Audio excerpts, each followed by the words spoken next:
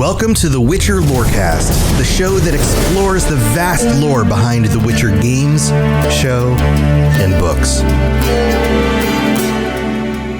Witchers, welcome back to the Witcher Lorecast. This is your host, Tom, or Robots, and I'm here with Toasty, my wonderful companion, the best of friends, and the also the best companion to bread that needs to be cooked a second time. Welcome back, Toasty. How you doing, man? I mean, that's a toaster. Twice cooked bread. Twice cooked bread. That's true. what toast is. Bread. Yeah, it's like refried beans, right? Like you fried the beans a second time. That's why they're refried. Fried rice. Well, that's only fried once. That'd be like. Well, you cook it twice. Oh yeah, it's true. You would have to use cooked rice to make fried rice, and then you would fry it. Yeah, so it's like double cooked rice. Yeah, weird. Yeah. We live in a world of twice cooked things that we didn't even realize. That's not the topic of the show today, because today we're talking about a new entry in the Bestiary. The Bestiary. The Bestiary. What are we talking about today, Toasty? We are talking about Sylvans. Sylvans. Yes. Very Sylvans, interesting, right? Yeah. Sylvans. Yeah. So get ready, learn some more about your monsters, and young Witchers, pay close attention, because this may come handy someday when you're out there on the path. Toasty did a head thing, but he can't hear it. I just did. So, hey, well, why don't we kick this off? Where do we start? Where do we start with Sylvans? All right. We got a little intro here. Sylvans are cruel, greedy, and treacherous. Still, I prefer them to Doina. Yavin, legendary Scoia'tael commander. Mm-hmm. You know, them elves. They don't like humans. Yeah, that's the name for humans, right? Yep. Sylvans and Yakshas, a kindred species, are extremely rare woodland creatures whose appearance combines traits of goats and rotund men. Rotund.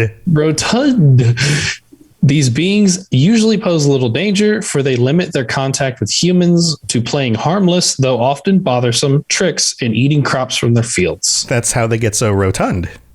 Yep. Although a lot of crops. They're eating crops. I mean, it's like vegetables. Like, it's really hard to get fat off of eating vegetables.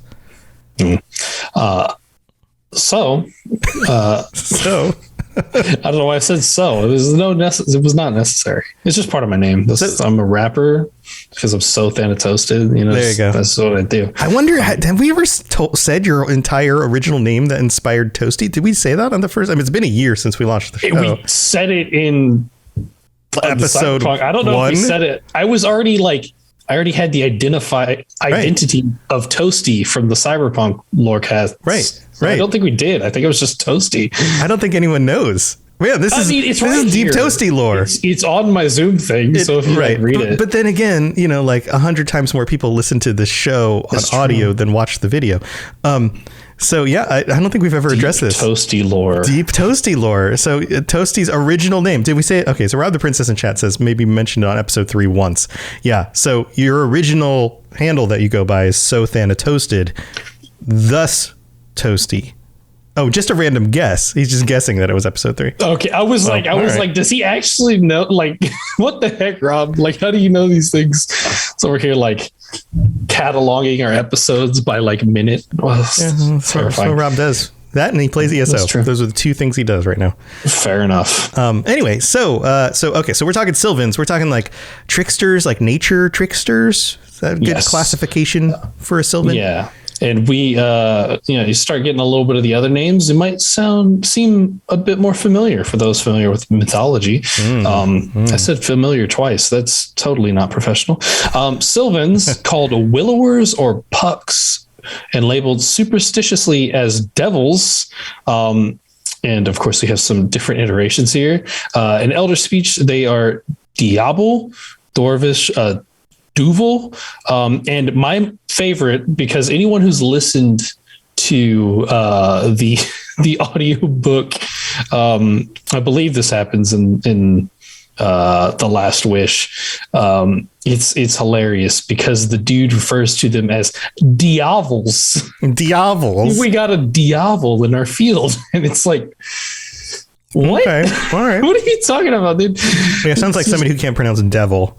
It is. They did say it's in the archaic common tongue. It is a diavel. So diavel. Don't we have a diavel in our field? This is basically the idea. Yeah. All right. They are an exceptionally rare, intelligent race native to the woodlands of the northern kingdoms. They are distinguished by prominent ghost like visage and delight in pranks, feasting, and music. Sporadically, Sylvan may also be referred to as a fawn. A fawn, because of the like hind goat leg type. They look like a deer or goat legs. So they're also called willowers and pucks, right? Puck being a character from a Shakespeare play, right? I believe so. Was it Midsummer Night's Dream? Maybe. I'm sure some English major person is going to be like, "Oh my God, you don't know your Shakespeare." I'm just pulling this out of my butt. Sounds like the vibe. I think that's the one, but I'm just like I'm reaching back into the memory banks here, which is interesting that it worked its way into the Witcher stories from Shakespearean literature, not mythology, right? Like that's I think this is the first time that we've seen something like that. Usually when we get names for things or references in these stories, we end up pulling them from mythology, which goes back centuries and centuries and centuries. When we're talking Shakespeare, we're talking 500 years. Like it's a very different time frame than 1,000, 2,000 years in the past. So I just thought that was worth noting. Kind of interesting. Yeah. I'm not like 1,000% familiar, but A Midsummer's Night takes place in Greece, which is prominently where or a satyr, as it's more commonly referred to in Greek mythology. Right. And I was right. It is Midsummer's Night Dream. Midsummer Night's Dream. Yes. Yeah. Well, that's cool. Okay. Well, just worth mentioning. But yeah, that is a direct relation to a character who is a satyr, who is very similar to a Sylvan in this world. They're kind of analogous. Yeah. Sylvans resemble a human with goat horns, soft lips of yellow, horse-like teeth, and a goatee. Their lower body features a tasseled tail and hairy legs with cloven hooves. The horns earn Sylvans the label of devils, which they dislike, and occasionally cause confusion with the beastly chorts for humans who have never seen the latter. So we did an episode on chorts, the big, like massive goat or ram like just beasts, probably the best term. Sylvan's a lot more sentient or intelligent comparatively. Right. Chorts are just monsters. Sylvans are like they have people. They can speak, they are intelligent. So right. Yeah, it'd be like calling a human an ape. It'd be like, I'm not an ape, I'm a human, right? Like these are two very different, like genetically similar. And I guess you could say if you just saw one walking somewhere and saw another walking somewhere, you might be like, yeah, they're close, but different. Yeah. Their voice resembles a goat's bleating, and their lifespans can reach up to more than 100 years. Though miles away apart in behavior, Sylvans are related to the Aen-Shi, with whom they share the blood of the elder race. It is therefore unsurprising that many Sylvans are quite familiar with elven defenses and that the two people have no difficulty cooperating. Some scholars include Sylvans among the so-called sapient monsters. That's really interesting because that puts them a lot closer to elves, a lot closer to like the, quote unquote, accepted races of the continent. What you would consider like the peoples of the continent are probably what? Humans, elves, dwarves, and smattering of other, like a few other races that just aren't as commonly referred to. Yeah, gnomes and like a few other, like the very limited population. Mostly ones. Humans, elves, and dwarves. That's going to be the majority of what you see. Right, but with this relation, it seems like, and they share blood with the elder races. Like that means that they're a lot more closely connected to elves than they would appear just from appearance. And of course, with human superstition and in the Witcher universe, like it Of course, Sylvans aren't going to. I mean, they're called devils. Like they looked at them, they didn't say like, oh, that's like a goat. They were like, that's a devil. Right. And of course, humans, I mean, they're not going to like devils, and right. So they get shunned. They probably hang out on the fringes of society because of that reason. Like, I mean, they're probably just going to get attacked the moment they show their face to a human, if they're not like doing some sort of trickery to mess with them or frighten them or something. And elves are just like, yeah, that's a Sylvan. Like, what? Yeah. This is not surprising to us. This is a thing we know. Right. Like, that's my neighbor. Like, what are you doing? Yeah. As for their personalities, most Sylvans are merry, enjoying tricks and riddles more than anything else. They also love music and are quite apt at playing reed pipes. A mischief aside, they can be helpful by fertilizing fields, scaring birds away, voluntarily watching over turnips. Wait. Hold on. Are we saying that they like hang out in fields and just poop? Quite possibly. They just it wouldn't surprise me. I've got a Sylvan in my field. I benefit from it as a farmer because he just defecates in my field, and I use that for my crops. I mean, it's the feces of an elder blood race. I mean, we saw what happened with Syria when she bled on the trail. I mean, it made flowers bloom. I imagine that magical satyr poop is very beneficial to plant life. I guess so. And then, okay, the last one, before I cut you off, it said voluntarily watching over turnips. Maybe they have this very specific thing for turnips, not any other crop. We're not talking like wheat or tomatoes, just turnips. Yeah, I mean, they like turnips, dude. This is just what. So when you pull this stuff from online sources, oftentimes it's like we have one very small reference somewhere in the books or in the games or something where like a satyr was like, yeah, I'll help watch your turnips, because that was like the context of the thing that was happening. And so we're like, oftentimes you draw like, or at least these kinds of articles that we pull this information from, draw these like overarching concepts from like one little example. That's like saying like, I met a person the other day, he was really into chess. All humans are into chess, right? Like, well, no, that one person was. So maybe it was just one satyr who just really liked turnips.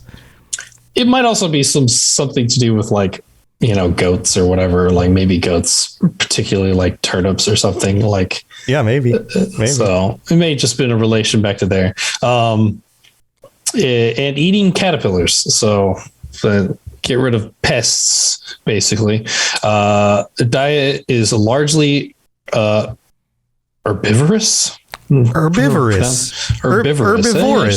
Herbivorous, but that doesn't like normally you don't pronounce it that way.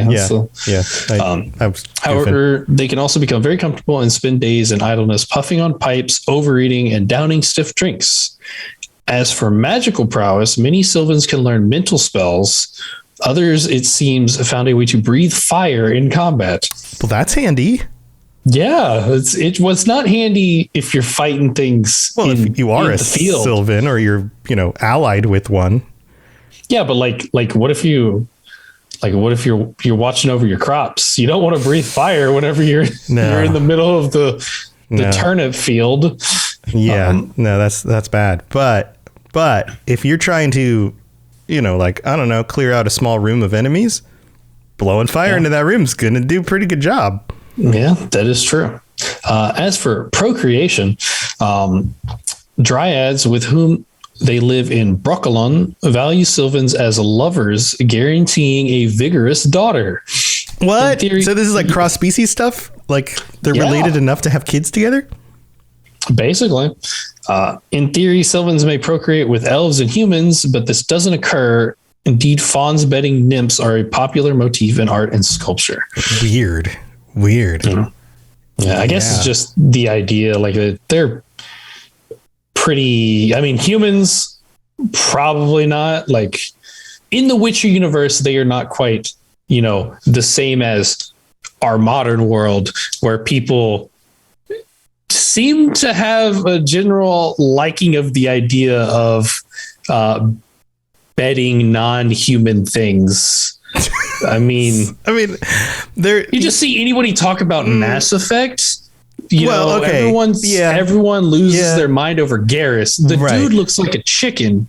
Right. That's what I keep bringing up with our Mass Effect friends, is that like kissing his face would be like kissing a beak, and that I don't know how that works. But people still want to do it. They still love the idea of it. So like, I mean, but in the Witcher universe, people haven't quite gotten to that point yet, unless it's like a succubus, which, you know, mostly human looking. So right. It's this weird boundary between like creatures that are aliens and completely sentient, and so you fall in love with their personalities, and then things that are totally just monster or animal that are not like sentient, right? There seems like there's a very big boundary there.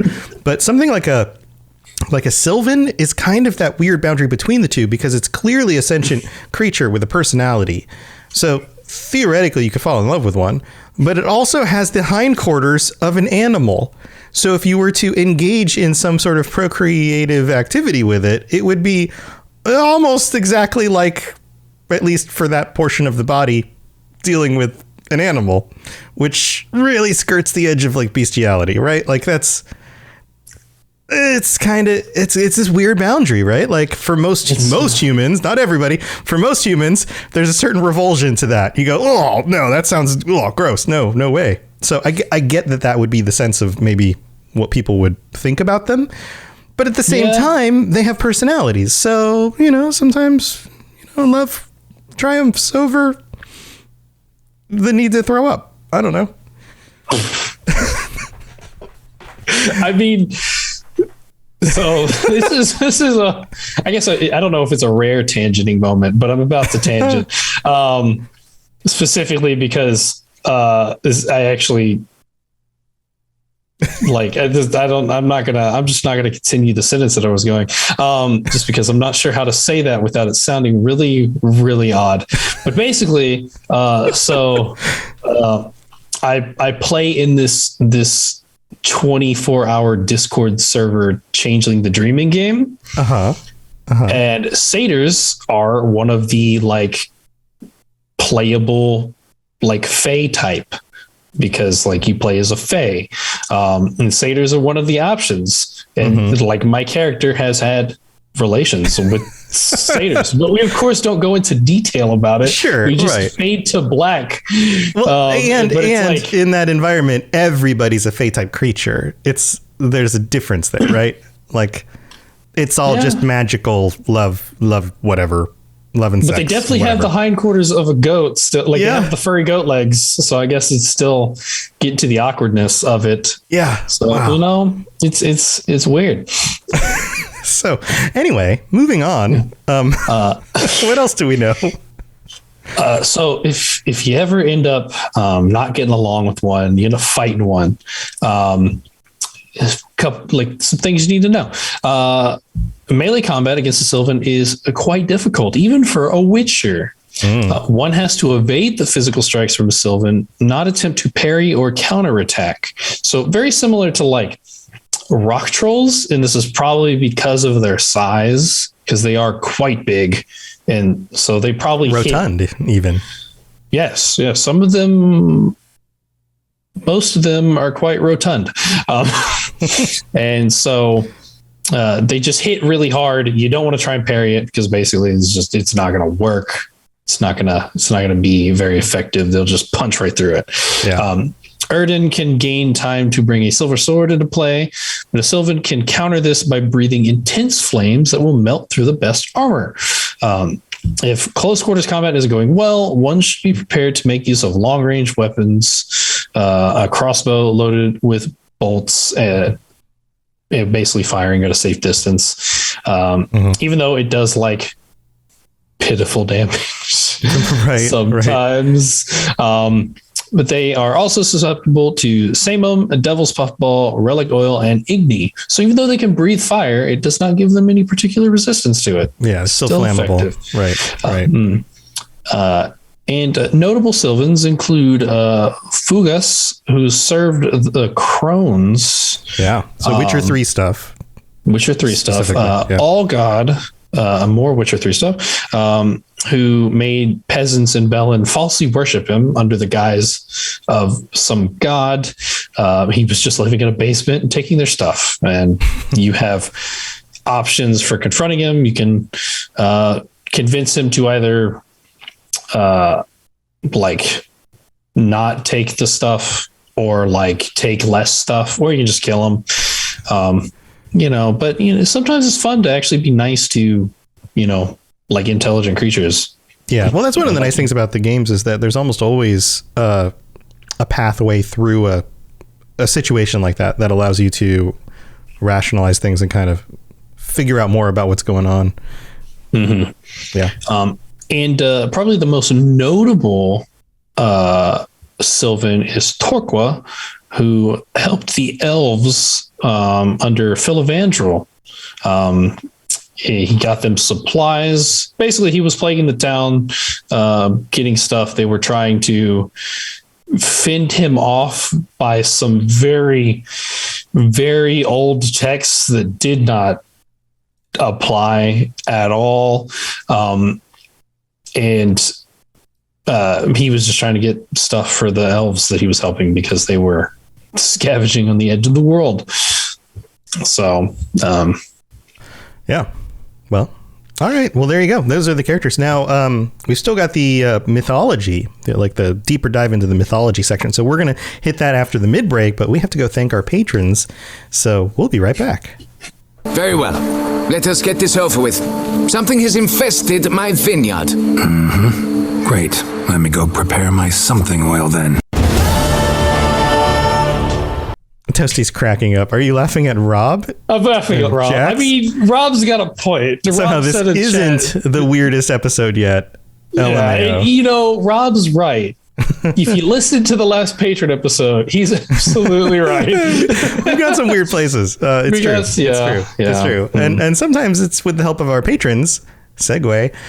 Thank you to all of our patrons. Thank you to our supporters, all 15 of you currently, and our higher vampires, Ben of Temeria, Vita, Bjornen, and Bane, the hospital guy. Thank you so much to all 3 of you guys and all 15 of you and my barking dog in the background for supporting the show. We really do appreciate it. Toasty, I know that I got a little notification. Every so often I get a notification that like shirts are shipping out soon. So be looking out. If you are a tier 4 patron or higher, be looking out for deliveries for shirts sometime soon. I don't ever know how long it takes them to actually deliver them. And sorry about the dogs. I'm at home by myself. I don't have anybody else here to quiet the dogs, so I apologize for the dogs in the background. Also, we don't have any new reviews this week, but if you are enjoying the show and you want to help us out, then leaving a rating or review on Apple Podcasts will help a ton. 5-star reviews get read out on future episodes, so you'll get your words on the show. And if you enjoy it watching on Spotify or listening on Spotify, then leaving a 5-star rating on there also is helpful. But that's what we got for the middle of the show this week. Let's get back to the rest of the lore. You smell of death and destiny, heroics and heartbreak. It's onion. Right, yeah. All right, we're back. And I think I may have quieted the dog by dropping a bag of treats on the ground that is closed in order to get his attention. So I mean, you do what you got to do, right? You do what you got to do. Got to do what you got to do. All right, so I have a feeling we're diving into Greek and Roman mythology on this one, being that the Sylvans are connected to satyrs and all of that. Yeah, I mean, you'd be right. Of course, satyrs are the Greek variation. Fauns are what they're referred to in the Roman mythology. And the idea is about the same. Basically, they were spirits of the woodlands in both, Greek and Roman. They appeared to be horse or goat-like in appearance. They usually portrayed as crafty, frolicked in the forest, chased after nymphs, played tricks on people. So a lot of similar things going here, and they were normally associated with the Greek god of Dionysus, the god of wine and ecstasy, Debauchery, sure. Yeah, because they didn't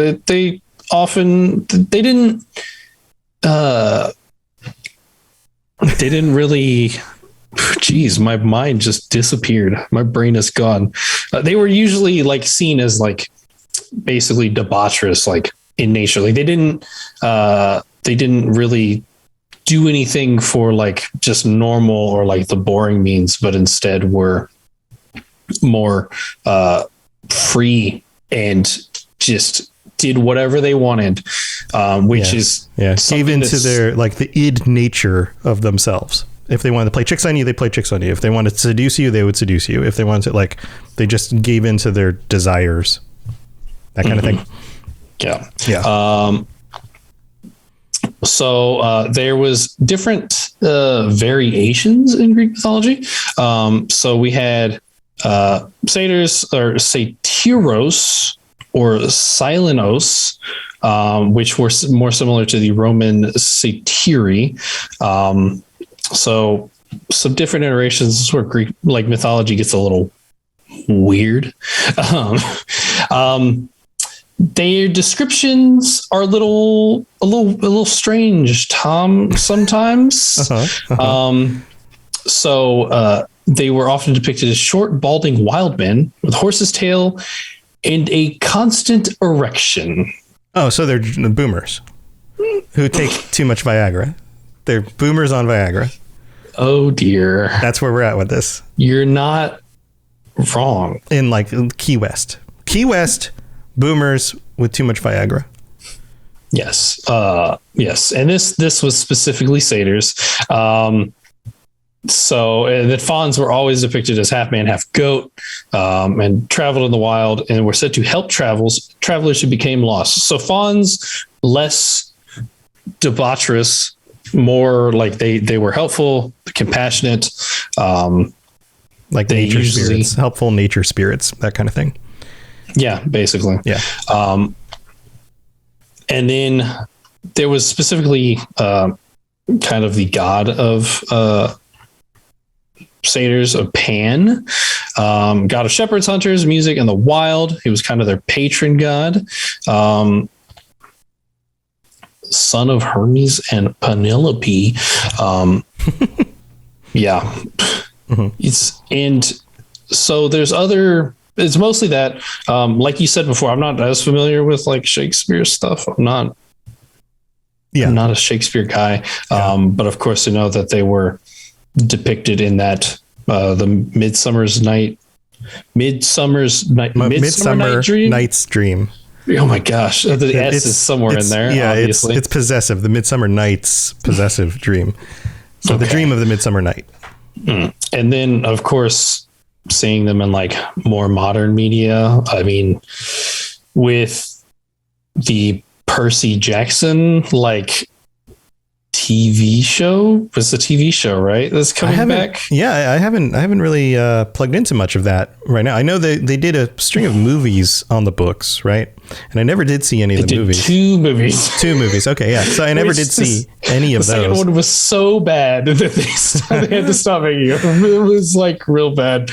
I remember that and I was like, oh dear, this is horrible. But of course, that's very Greek, and then the extension of the books makes it Roman. I didn't read those ones. So I never read these either. I was a little bit super weird. Yeah. My daughter was into them. She was the right age to get into those when she was a kid. And I remember her being into the books, but yeah. And then of course, like specifically the game system I was talking about, I know that the Changeling, the Dreaming, or I think they have other versions of it, but in the same way, satyrs are like goat people. They don't remember them having tails specifically, but a lot of their abilities revolve around, like they have the gift of Pan, which allows to basically makes people around them free themselves from like inhibition. So like let loose every once in a while. Like being drunk. Basically, but it's a bit more like extreme, like right. So and that's always fun whenever that happens in game specifically, because it's like, oh, satyr character, by the way, I'm gonna gift of Pan here, everyone needs to roll willpower. So that is great.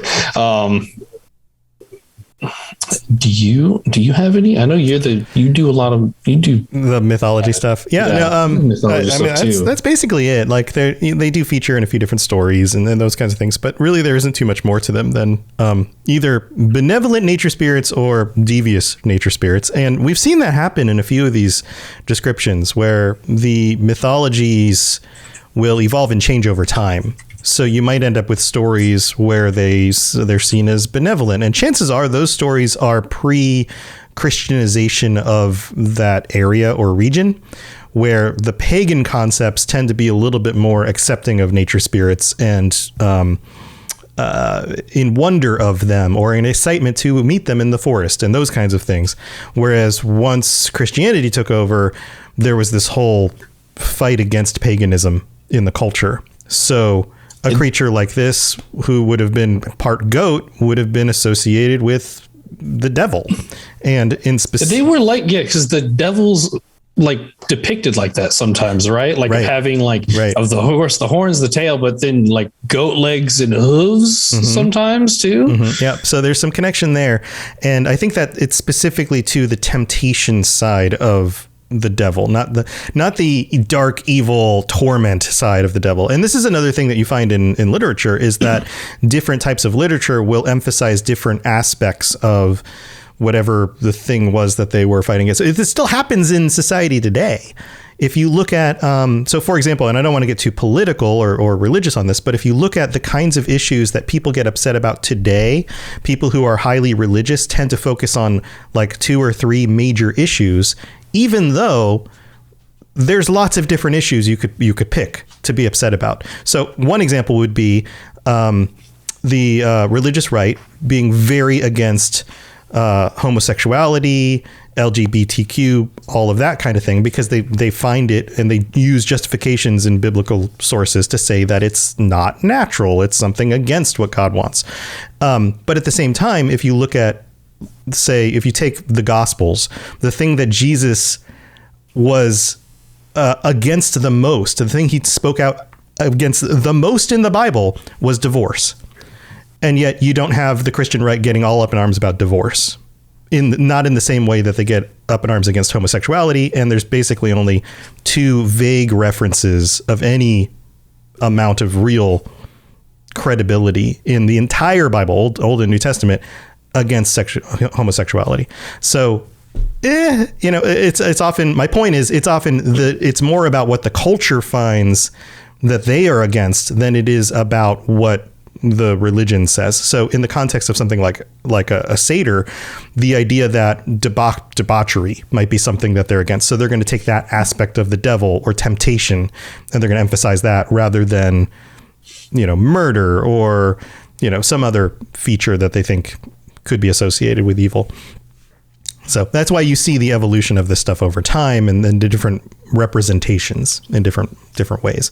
And when you have 2,000 years of Christian history, trying to burn down the pagans and get rid of anything that was a competing ideology, then it's going to change depending on the time and the place. I mean, I know that like Greek culture wasn't as like harsh against things like that. Like I believe isn't there like records of some sort of like Greek force that was like the front line that was just all like gay men or something like that? Yeah. So the Spartans were known for being very friendly with each other. Even though they would marry and have kids, they were also like the people that you went to battle with, you would also be very, very open with. And Greek traditionally historic classical Greek society was much more okay with a variety of things that Christianity wasn't. Another interesting point is that like Catholicism historically would be very against certain things, but not other things as much. Whereas like Protestantism was kind of flipped that stuff around. There were things that they were more against and less about others. So it just changes more based on the culture than what the actual, religious texts say or anything like that. So it's just kind of one of those interesting things. The Thebes, that's the troop of 150 male lovers. Oh, okay. That one specifically. In the Theban army. Yeah. I was like trying to think. I was like, I didn't know that about the Spartans, actually. Yeah, it wasn't uncommon for many different groups in Greece for men to take young men with them as apprentices, but then they were also shared as sexual partners, which I don't know if that was up to you, if you were a young man, if you were into that or not. Maybe some of them were, maybe some of them weren't. Who knows? But you know, human culture does lots of weird things in different time periods to lots of different people. So yeah, that is true. Yeah. So yep. Well, anyway, so I think that's it for Sylvans and the connection to satyrs and fauns. So anything else you want to share about this, or so it's like a thought, just because when we talked about the Leshy and being like a similar like woodland spirit, it's just it's hard to always remember the specifics of things, but just remembered that it was a lot more like prankster-ish and whatnot than like, of course, how The Witcher makes it this terrifying beast that'll right. The man who lived in the woods and was a skin changer and all of that whole thing, and like to like prank travelers and whatnot. I wonder if there's like kind of correlation of like differing like branches of mythology for similar things there. I've got a theory about the origins of all of that stuff, and that is that you go back far enough in time, and the portion of the land around you that was actually settled and had enough people on it to know what was going on at most times was very small. Most people lived in little villages, even if the village had 100 people. Think about how many people live. 100 people live in only so many houses and so many farms within a certain range. And then once you're outside of that range, especially at night, it's freaking dark, right? Like, people who get lost in the woods or just disappear or decide to leave the village, you never know what happened to them. So there are probably hundreds of thousands of stories throughout recorded history and pre-recorded history of people just disappearing and not knowing what happened. So they came up with stories about like, well, don't go into the woods at night because there's a satyr in there and it's going to fool you, or there's a leshy and it's going to fool you, or whatever. And I mean, today we're still very quick to make, assumptions about things because of what we fear and believe that to be the truth without any evidence, like as humans, right? Like, and we're supposed to be like educated. We're supposed to have science and, learning, and we're all able to read and all of these things. And we still do that today. Imagine the way the world was 1,000, 2,000 years ago. Like, most of the time you were just speculating and you were just like, well, it feels like it's this, so it's probably true, even if you have no evidence. Yeah. And that's a big theme in The Witcher, is that how many times Geralt comes across people who just make assumptions about things, and he goes, well, I'll go take a look. And then he actually looks into it and realizes that it's completely different than anybody actually thought, because it's just the nature of humans. We jump to conclusions based on the things that we fear the most and things we love the most or hope for. And that's it. So it's interesting. Yeah. So I think that there is a core to a lot of these creatures just as explanations for things people didn't understand, which makes sense. I mean, ghosts and things like that are the same kind of thing. So, yeah, creepy, weird stuff, but makes for good stories. And that's how it is. What do you think we're going to... video games. And good video games. What do we cover next week? You know what? There's a reason I picked Sylvans this week. Yeah. Because, they're very closely related to elves, very close related to, like Torqua, the Sylvan that we see in the books and the TV show, specifically found in one location, Dolblathana. Oh, so we're zooming in a little bit more into the region that we've already been talking about. Mm-hmm. So figured, we talked about like Banard that one time with the zoom in. This got Dolblathana, which, I mean, we can't go over Dolblathana. It's a very, very important location. Yeah. Very important political location. So right. Because it's the value to the elves and their history and all that. Cool. All right. Well, sounds good. Well, we'll be back next week. We couldn't do things. We didn't do things on Monday this week, so the show's going to be a little bit late. So sorry about that because it was a holiday and stuff. But we'll be back next Monday, same time, same place. Come join us at 9 p.m. Eastern on Monday night if you'd like to check it out. The live stream and see my beautiful faces because they are so beautiful. They're not that beautiful. We're so good looking. We're really not. It's quite unfortunate. So, what you got? Anything else going on? You and your beautiful toasty face? Me and my beautiful toasty face. I mean, I sort of do. Yeah. Follow us the usual on Twitter at the Witcher Lorecast. I don't know what's going on Cyberpunk. I thought it was going to come out this past weekend. It didn't. Maybe this weekend. I don't know. We've recorded a lot of episodes, so it should be dropping eventually. We have like 7 episodes recorded, so hopefully they come around. I'm sure they will. I'm sure they're probably just setting up the season so it all releases together. Yeah, probably. Yeah, probably. So, everything else, I just kind of around on the Discord. You want to talk about stuff. I'm interested in a lot of other things too. So, I'm there if you want to at me. If you need a hug, if you need a shoulder to cry, I can give you an electronic hug. Toasty is he's a very empathetic, sympathetic kind of guy. Oh dear. No. He loves just all the attention and lots of needy people sending him messages. Yep. All the people sending me messages. I can fake it through a message. So, all right. So if you want some fake sympathy, send Toasty a message about your problems. Yep.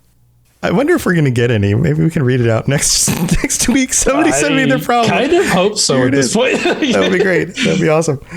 I've got my stuff, robotsradio.net for all my shows and the other shows on the network, and been doing a lot with some awesome creators launching new shows and getting them some listenership for their podcasts. If you're into any of that stuff, want to join us, robotsradio.net is the place to do it. You can look into the Rocket Club, where we help new creators grow their shows. And then there's also a book that I wrote about like everything that was in my brain about creating a successful podcast. And I don't say this too much, but this is something that I do for a living, and I've been doing it for a while now. And the shows that I've put out now have cumulatively 2.5 million views plus, or listens plus. So been doing it for a while, getting pretty good at it. So yeah, this show, and then you add on the other shows that I've been doing longer than this, and yeah, lots of. This one's a new one still, technically. This is a new one. This one's like a third of the age of some of the others. Yeah. So are we going to get a new thing, Tom? A new thing? A year 2 logo? Oh, I usually do that at the beginning of the actual calendar year. I kind of do it as a big group thing. Oh. But yeah, I can look into that. I can try to do something. I guess I should do it when our show eclipses a year. Like, it depends on how you define it, right? This is the second calendar year we've been doing, or this is the second year of the show, right? But that we've been doing this for a year. Yeah. Over a year now. Yeah. And then in the fall, I'll have to get some new designs ready for some new t-shirts for the next 4 in our series of shirts. I think those came out in December, maybe. But I'm coming up on that. I got to redesign some shirts for some of the other shows as well. So awesome stuff. Lots of fun stuff going on. But come hang out with us. We love having you guys around. And that's what we got for this week. Until next time. Stay safe on the path. We'll see you guys later. Bye, everybody. Thanks for tuning into the Witcher Lorecast. We'd love to hear about your experiences with the games and the books and the TV series and all your thoughts on everything. Please check out the Robots Radio Discord and follow us on Twitter at Witcher Lorecast. You've been listening to a Robots Radio podcast. Smart shows for interesting people. Check out all the shows at robotsradio.net.